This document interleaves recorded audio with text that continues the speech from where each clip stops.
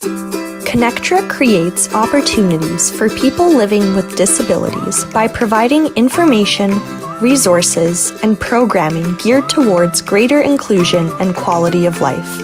Check out some of the programs we offer through our online learning platform, Connect Together, including our Service Mondays, where we highlight a local organization or initiative, Wednesday Chair Yoga with Bobby Seal-Kobiski, Thursday Adapted Fitness with Megan Williamson, Friday Rotating Dance Classes hosted by Janice Lawrence and Joanne Cuff, and other initiatives including presentations by the Disabled Independent Gardeners Association's GrowABLE program and our Perspective series.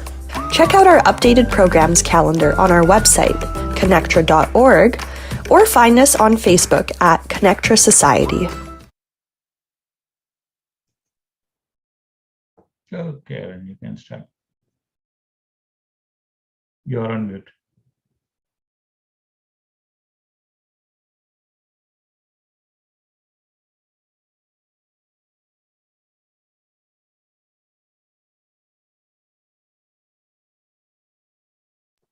Hey, sorry, I just lost my mouse in the two screens. There we go.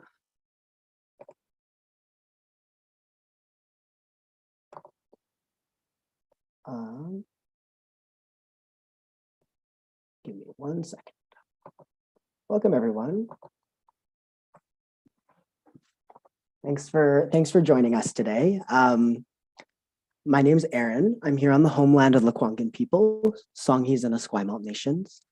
Here in Victoria, PHABC's work and Can You Dig It's work takes place across so-called BC and Turtle Island. I'm really excited to be presenting you today about the Community Garden Toolkit. I'm the Provincial Manager of Can You Dig It? I'm going to do a little self-description for those that are maybe listening in and not watching the video. I have a shaved head, glasses, I got a dark beard, I'm wearing a turquoise shirt today, have a white background. Yeah, so really looking forward to being able to present today about the toolkit. Before I jump into all the great things in the toolkit, I'm going to give a little overview of the Public Health Association of BC and the program it administers, Can You Dig It, which I'm the manager of. So the Public Health Association of BC is a nonprofit, non-government, member-driven organization that provides leadership to promote health and well-being, as well as social equity. So really we fulfill this mission through advocacy, collaboration, education, and research. And we do this through a spectrum of public health practices. This includes prevention, promotion, protection, and policy. We have a board of directors, which is composed of public health leaders from various locales, including health authorities, the Ministry of Health, post-secondary institutions, and nonprofit centers. We were founded in 1953 and have close to 500 members.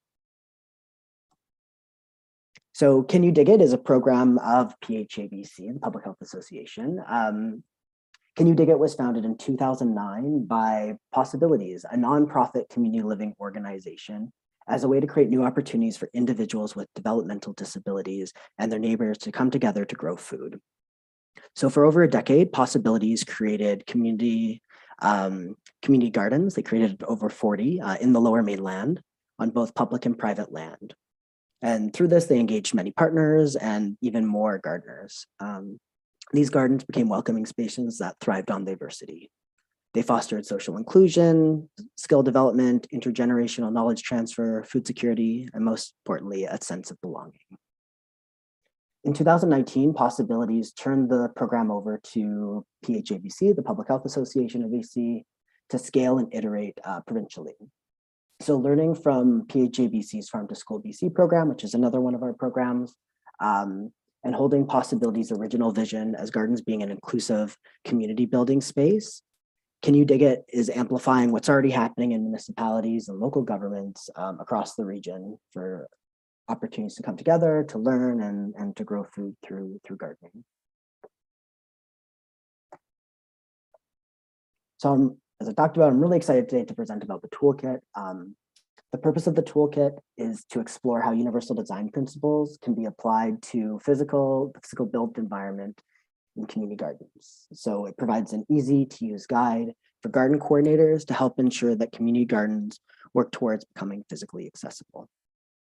So this toolkit is part of a series of work that I did when I first entered the role with the City of Victoria. We were really looking at their community gardens. They have about 20 community gardens in the city. Each garden has its own garden coordinator, and each garden coordinator is connected to its own non-for-profit. So what we wanted to do is the City of Victoria just created a accessibility framework, and they really wanted to see that acted out through all their programming that they were doing, including community gardens. So in 2020, we started to work with the City of Victoria to host a two-part workshop that really was focusing on promoting accessibility in community gardens and provide educational opportunities for these garden coordinators. So the two-part series was facilitated by accessibility trainer Jan Todd at Agape Inclusion Solutions.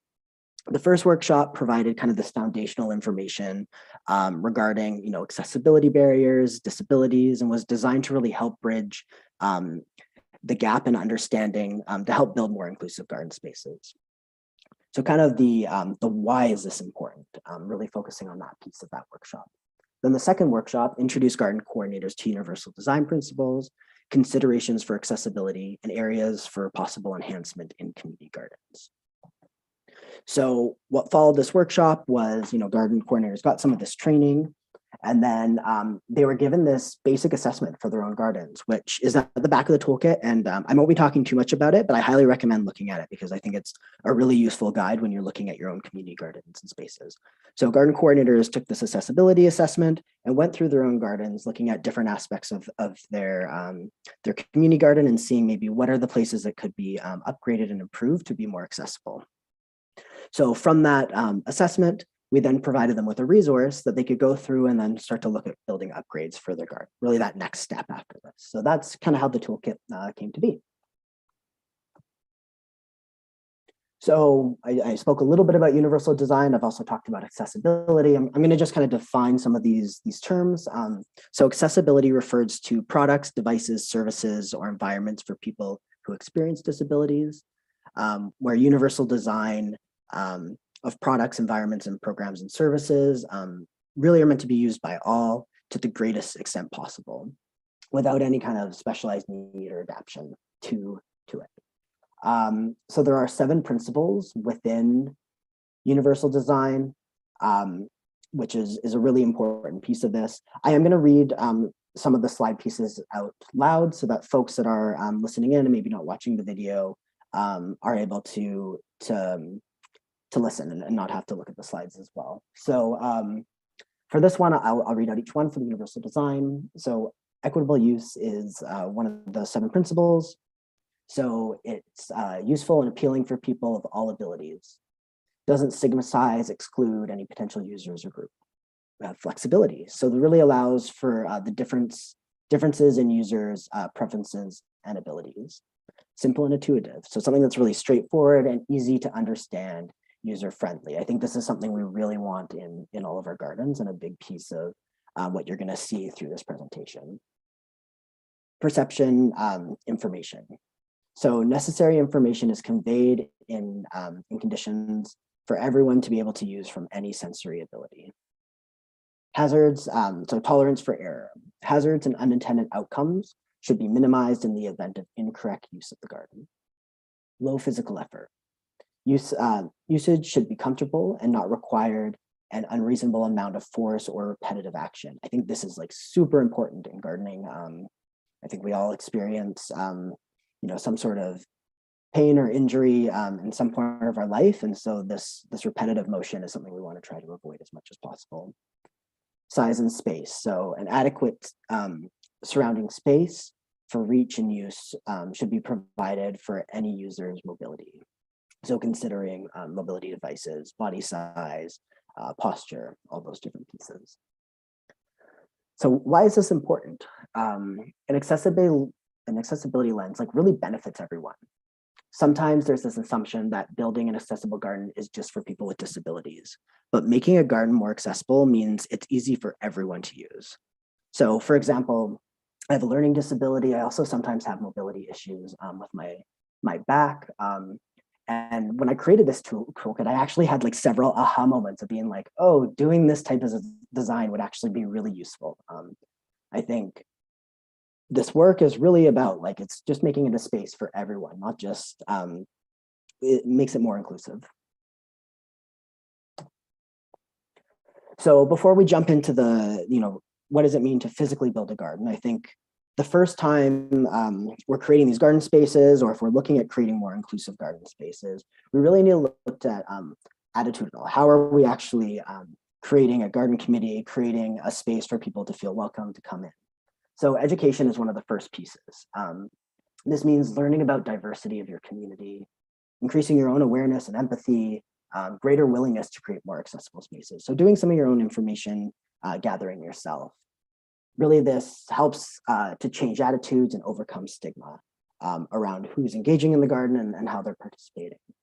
So as you begin to do outreach, or you begin to start to like educate yourself, understand who's in your community, maybe what are their needs, it's always great to look at partnerships. So there are organizations that promote accessibility and advocate for inclusivity with and for people with disabilities. These partners can be really helpful, and actually it can become like community members of your garden. And so these non-for-profit organizations can also help support people with disabilities to participate in the garden as well, and be part of it. And then I think, it's great to do this outreach and educate yourself, but you also want to make sure representation is important. So ensuring that people with disabilities are represented within your garden community, but also part of the decision-making process. So having space for folks to be on the board, or creating an inclusivity steering committee that encourages collaboration maybe between the organizations and people with lived experience. One of the things that we suggest is actually setting aside a little bit of money if you can for, if you do create a committee, so that they can actually enact maybe some of the recommendations for the community garden. So as you begin to build these relationships, you're going to start communicating with people. And I think these communication pieces are just really important to note generally as a garden coordinator, because you're communicating with people from all different walks of life. So accessible communication is kind of the first piece. That's online and media resources. Go to the toolkit. I've listed kind of the pages where it is, but there's a lot of resources within the toolkit around communication that we just provided links to, and they just have such in-depth knowledge that I'm not going to get into today, but just things to start to think about it when you're talking about communicating with people to a broader community for this work. So things to think about for communication, is there closed captioning? If you're doing Zoom, they have a closed captioning function now. I'm not sure if this one is on at this point, but it's such a great thing for people that are hard of hearing or deaf, or even just to help focus. I find it really useful. Audio descriptions is another piece of that. So describing landscape, facial expressions. I did a description at the beginning of myself and what I look like for maybe folks that aren't watching the video and listening instead. Transcriptions or translations are really important, as well as alternative languages. I think these are important, yes, for people with disabilities, but also, if you're engaging a broader community, there's going to be people that are maybe new immigrants, and making sure that they're able to connect to the garden, even if they aren't fully fluent in English at this point. And then as well as alternative text. And you'll see that throughout this as well, where in most of the images, and especially within the toolkit, we try to provide text of what's going on. The next piece is garden signs, and I'll be touching on this a little bit more as well, but I think signage is really an important piece within the gardens. So wayfinding signs, I have an image here of a wayfinding sign. It has a map with some descriptions. There's sign design and thinking about language. The signs are really important because I think about like before you're even going fully into the garden, maybe there's a sign at the front that explains, where are the different amenities within the garden. So where's the shed? Where's the benches? Where's the tools? Maybe what types of tools are in the garden shed? These are really great for people that have brain injuries. These are great for seniors as well. Just a little reminder of like, hey, these are where the places are. Someone can orientate themselves to the garden really easily. So those different types of things I think are really important when we're thinking about before we even enter the garden and we're looking at this space as a whole. How is it becoming inclusive and welcoming to community members? So I'm going to jump into more about the physically built garden. We've compiled all the things within this toolkit, really trying to dive deep into every little piece of how do you make a garden more physically accessible. But I also know, like, if some of you on this call and that are watching this video are garden coordinators, it's going to seem a bit overwhelming. Like, how am I supposed to do everything? But really try to imagine if every garden in BC picked like 1 or 2 things over the next year just to do some upgrades. Try to start small. I really am a big believer of, dream big, but start small. We know that funding can be tight. And so what are maybe some of the things that your community members are asking for, if you create an inclusivity garden community? What are those first steps that you can do into building an inclusive garden space? So we talked about walking in. What do these paths look like coming in? And so when I started to do research on this, I was actually really shocked to see that concrete was the most. And I was shocked because, most community gardens are on public land and they're on parkland. And so it's pretty rare to see gardens, a lot of gardens that are not on grass or have leaf mulch or bark around them. I'm really excited that this summer, Can You Dig It got to build its first garden on a parking lot. And so that made it for people with mobility devices extremely accessible. And so we had some raised beds. And we're really excited about that because it's taking a space, you're not paving over a parkland, but you're taking a space that already has that concrete and then you're building a community garden on it. The next most accessible pathway is compact and crushed granite, limestone, and then the last one of the most accessible is bricks or pavers. I really like the idea of bricks and pavers because it keeps that soil integrity in the space as well. So if you're kind of upgrading a community garden on parkland, it's easier to maybe put down the bricks in the middle of the garden or around maybe the accessible beds that you have. The only thing to note with bricks is that they do need to be maintained. The unevenness of them, if they are uneven, can be a tripping hazard. So maybe just something to think about as you're building the space. And then to the right in the slide, we talk about less accessible pieces. So like bark mulch, grass, dirt, and gravel. Most community gardens I've seen have some type of bark mulch. I think with bark mulch, it's really important to make sure that the surfaces are flat, especially when wet. I've seen in some of our gardens, just, there's that one spot that always every winter gets that pool of water and you got to top it up because it is a bit of a tripping hazard. It makes it really hard for people to be able to access the space. So this is kind of, when I'm thinking about a garden, I'm like visualizing this garden and I'm thinking about the past actually leading to this garden. Making sure that we're not just thinking about the garden itself, what's fenced in, but we're also thinking about how are people entering the garden space. What did the past there look like? How are they making sure that they're getting from the sidewalk or the parking lot all the way to the garden? And so these are things just to start to think about especially if you're getting a new build of a garden and you're trying to think of the location to pick. So next piece is garden plots. There's quite a bit of information within the toolkit, so I've just really touched on it.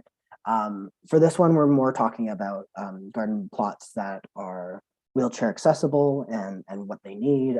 I really like this image to the left, which is a raised bed on kind of metal beams that allow a wheelchair to roll right up to it, and someone in that wheelchair to be able to garden the whole place by reaching over. And here you can see some of the diameters that can help with building and the different requirements. But again, go look in the toolkit. I put the pages here to make sure that you're getting the dimensions right. But again, thinking about it from a space of maybe you're upgrading your garden.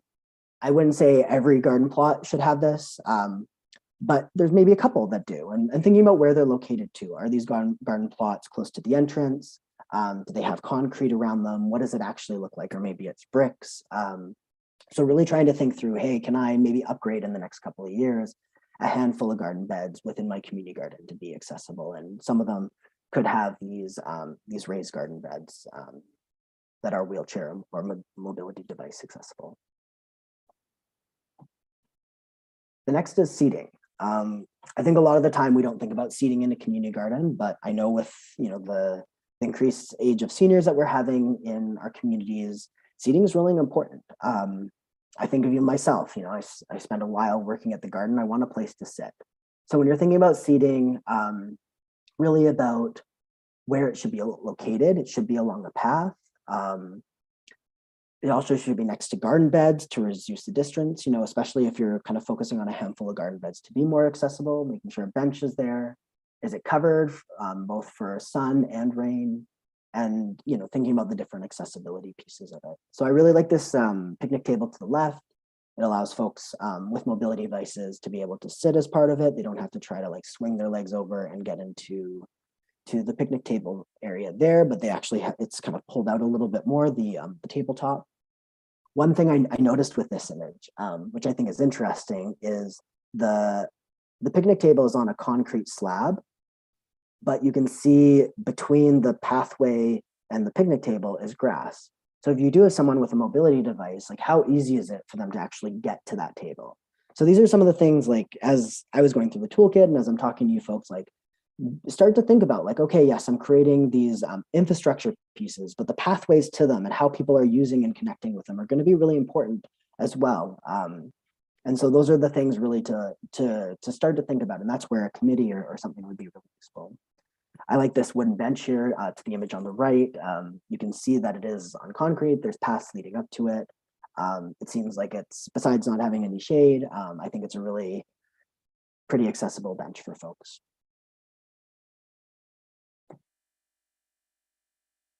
Next piece is water. So for here, we talked about what is the most accessible type of watering system.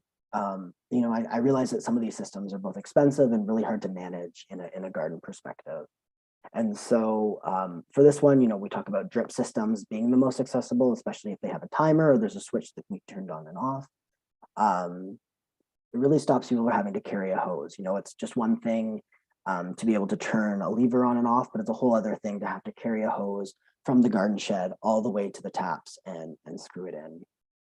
If you're not able to do a drip system, because I realize that can be very hard for community gardens, trying to attach taps to the garden beds, especially we're talking about making a handful of beds more accessible. Maybe those are the beds that get priority tap access, and then you have it 20 feet apart after that, which is what's also displayed in this slide. So to the right, we have an image of a tap, and this is a bulb valve. These are really great because for someone with lower dexterity, it's easy just to push and pull it in. But notice there's not a hose attached to that. So if someone did have some limited dexterity, they may have challenges actually screwing on that hose. And so maybe, if you are doing a lever like this, having a permanent hose attached to it. One thing you can do, and I've done when I worked with a Recreation Integration Victoria, which is a disability inclusion organization, is we got to test out some equipment, and one of them was around us actually putting on kitchen mittens, like for the oven, and trying to do some finite tasks. So it may be worthwhile going through your watering systems within your garden, put on some oven gloves, and actually see if you're able to turn on and off or screw in the taps. And if you're not, then maybe thinking about different ways, reimagining different ways of upgrading those garden pieces so that they can be a little bit easier to use. Composting. Most gardens have some type of composting. Some folks have city bins where the city comes and picks it up, but if you're lucky enough to be able to produce your own compost and be able to put it back into your garden, then trying to make it at a level where people can actually reach it is really important. I really like this Family Handyman website. Go on it, take a look. They have a way of saying, okay, if you already have a rolling compost bin, this is how you can just make it a little bit higher so that people don't have to bend over to access it. And so it gives a tutorial on how to build this structure. So this is a really simple upgrade and wouldn't cost a lot of money. but can make a huge difference for people being able to compost themselves. Tools. Tools are probably the most fun one, I think, because they're really when people start to get their hands dirty and into the ground. So I want to start with brightly colored tools. I think, we know that gardens have restricted budgets, so I'm not suggesting that you go and buy a whole bunch of tools, but I think what you could do is get some colored duct tape and put it around the handles so people can see it a bit better. I'm thinking of even just a rake that gets lost in the garden bed or in the grass somewhere, wanting to make sure, one, no one steps on it, but two, people are able to find their tools if they put them down. And so that duct tape, that colored duct tape is a really affordable way of doing that. We also have long-handled tools. I think those are great, especially if you have, back or you're in a mobility device. It's easier to not have to bend down in such a way. So those long-handled tools. We also have curve handles and pistol grip, de-grip tools. What I'd suggest is connecting with your garden members. You may not be able to go out and buy all completely new tools, but maybe every year, every 2 years, you're able to get a couple new tools. And so talking to folks and seeing if there's certain types of grips that may be more accessible to them and focusing on purchasing those as you replace tools or upgrade the tools that you have. As well as having maybe a couple of organizational belts within the garden are just great. You can put the tools in there, maybe put some seedlings, depending on what it looks like.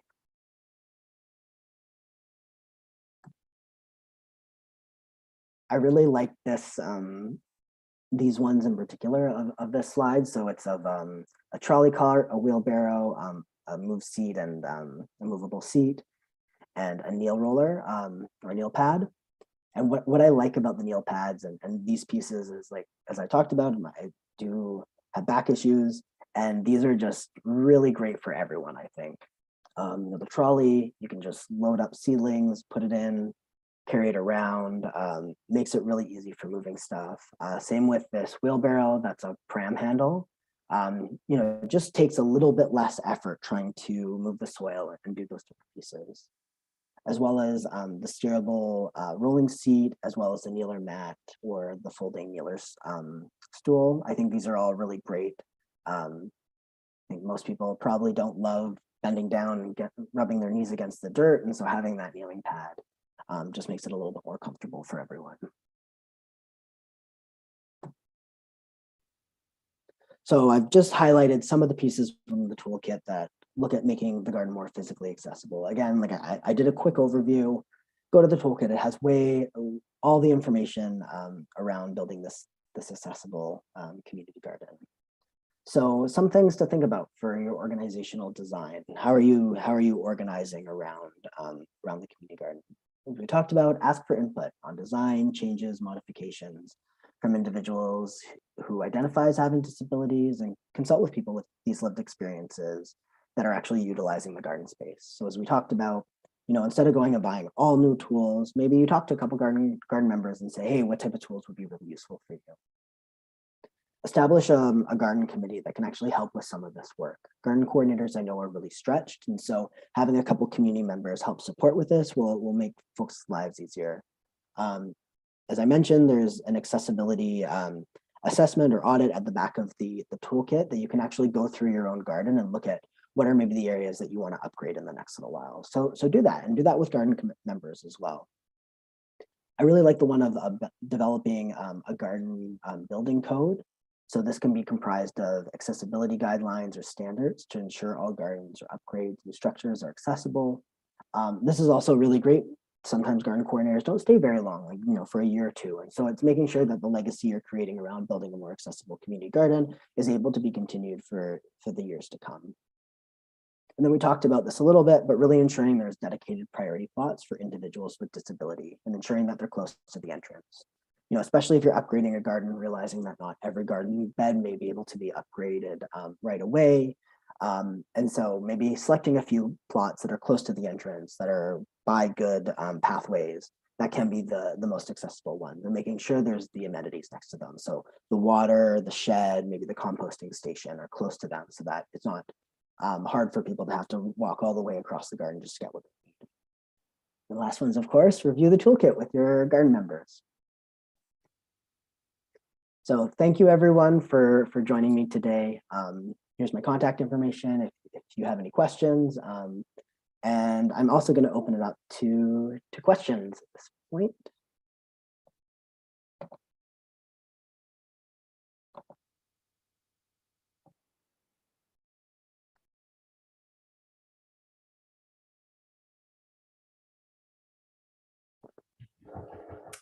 Hi, Aaron. Michael here. Nice to meet you. I'm one of the garden coordinators at the Yate Street Community Garden. And one of the things we're trying to do is trying to make the garden accessible for those with mobility issues. So right now the garden is on a bed of small rocks. And one thing, I was actually looking at that slide where you were talking about putting these little pavers on the bottom. Yeah. So we were actually considering that with the garden, but we're finding that we are concerned about I guess the unevenness of it. And one thing that we probably thought of was if we were to get a bigger, like a bigger slab, do you think that would help better than the smaller ones, throughout the garden? Yeah, I definitely think I know the garden you're talking about as well. Yeah. Okay. Yeah. And so I do think a bigger one could help. You could also, I don't know how deep the gravel is, so you could rake back some of that gravel so that it's more embedded into the ground. Yeah. But I do think those bigger slabs, like as we were talking about, like the brick or the pavers, they're very small and they do take a lot of maintenance and finessing to get them even, and that may just be too much work. You could also try laying a bit of sand down to help with that evenness, as well, just on the path area that you're going to put the brick or the pavers on. But those big slabs will probably make things a little bit easier in the long run for you folks. Okay, perfect. Yeah, I think that's what we're planning to do. Probably during the winter season when there's less people in there. Yeah. Okay, that's perfect. Okay, great. Thank you, Aaron. Great, that's really exciting. Yeah, thanks. I know you got to actually do the assessment as well. Yeah. We one thing that we did recently, I'm not sure if you've been to the garden, Yate Street recently, but we changed the lock at the front gate where we installed the electronic pad rather than the rotary lock thing, just so it makes it easier for people to get in and out. We found that people had a hard time dexterity issues, turning the lock. So luckily we had a guy that knows construction and building, and so he was able to install an electronic keypad at the front, so it's much easier to get in and out. So yeah, it's kind of a neat project. That's a great idea, Michael. I'm sure if there's other garden coordinators on here, folks have definitely experienced the challenges. Yeah. Thinking of Angelina, we've had some challenges with some of the gardens we've managed of trying to get the locks that work. So I like that idea of electronic pad. That's really cool. Yeah. Any other questions, thoughts?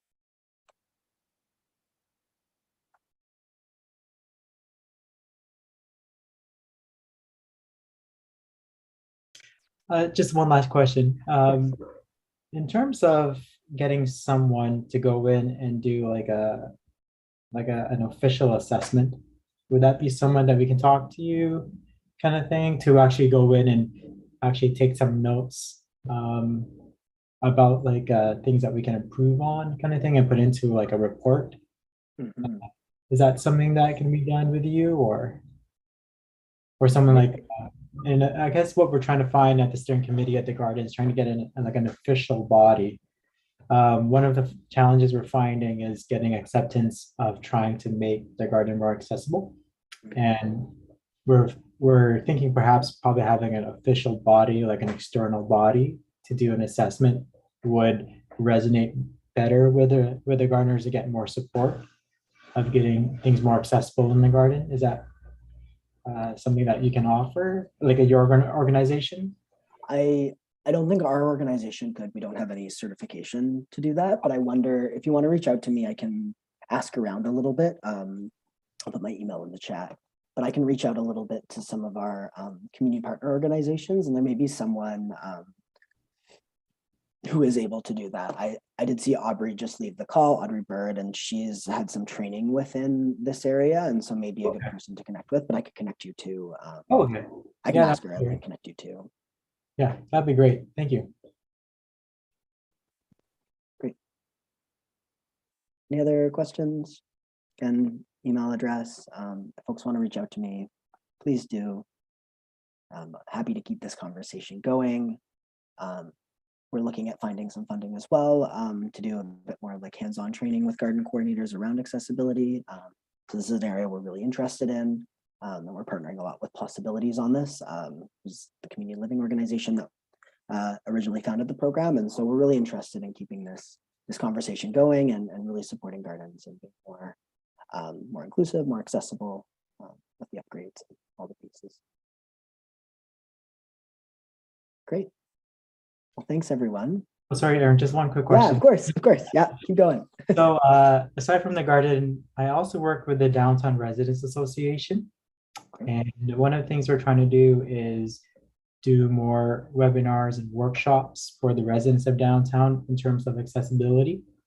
Do you know anyone where we can connect with so that we can run a workshop about accessibility in the garden? I think it'd be kind of a great way to combine the two, especially for those that, you know, there's this push for more community gardens in City of Victoria.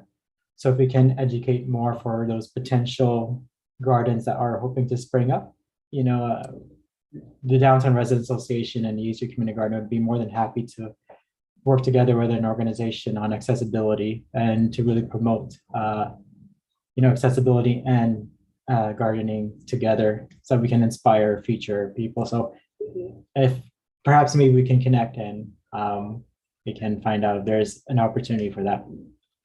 Great. Yeah, let's have a follow-up conversation. I'd love Okay, to chat perfect. more about Okay. that. Yeah. And Rebecca, I see your comment. Are you with the City of Victoria, or your name looks familiar?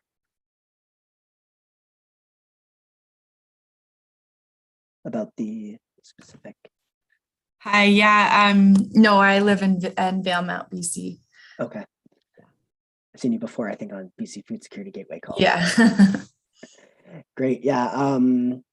So I know like the City of Victoria did put out some grants to help with some of the upgrades for the gardens. I can ask around. I do feel like the province is interested in this type of work, and they have put, they do have funding that local governments can access for inclusion and for folks with disabilities. And so that may be something you want to talk to your elected officials about and seeing if they can access that funding. Okay.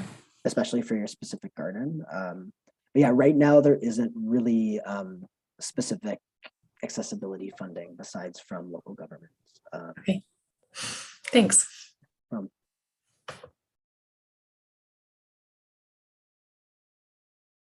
Great. Any other questions, thoughts?